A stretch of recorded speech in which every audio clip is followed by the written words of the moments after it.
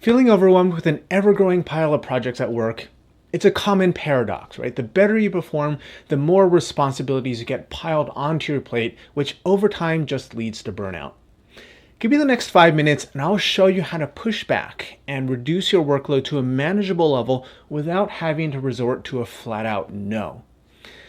And to ensure that you're fully equipped, how about I share my scripts for tactfully handling excessive workload? These are battle-tested strategies my clients use to help them maintain balance without compromising their success. Drop me a line below and I'll be happy to send you a link. I'm Anthony Kuo, the creator of CareerSatisfactionCoach.com. I specialize in helping high performers create meaning and satisfaction in their careers. And believe it or not, 60% of the time, my clients don't even need to leave their jobs or fields in order to find that.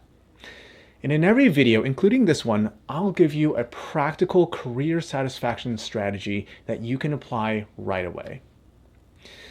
Let's dive into how you can assertively manage your workload and reclaim your time so you can go home and actually be present with your friends and family. Now, it's a common but unfortunate phenomenon, right? You get rewarded for your good work with even more work. So if you get it done quickly, here's even more work to keep you busy, right?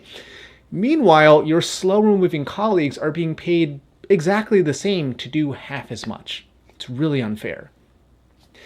But if you're the high achieving type, you're probably also worried that if you say no or rebuff a project too strongly, you'll be called out as uncooperative and you'll be punished for not being a team player.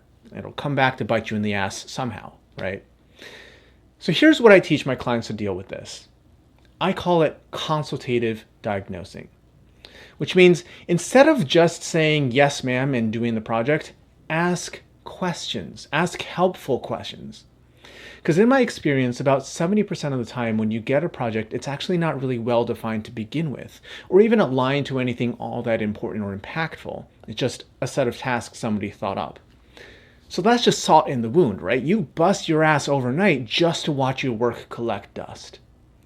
So instead of doing that, ask questions about the context. Like, get really curious. What is the bigger picture?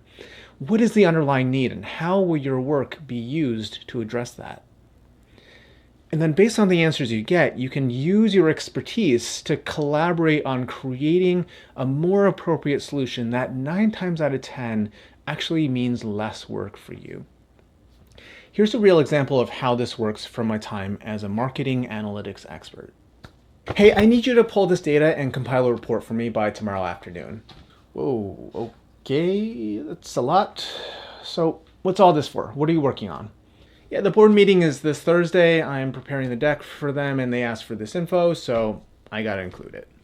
Got it. And do you know what they're gonna do with this data? Like, are they monitoring a certain situation? Are they trying to make a decision about something? Or, let's be honest here, is this just gonna sit in the appendix and no one's gonna actually look at this?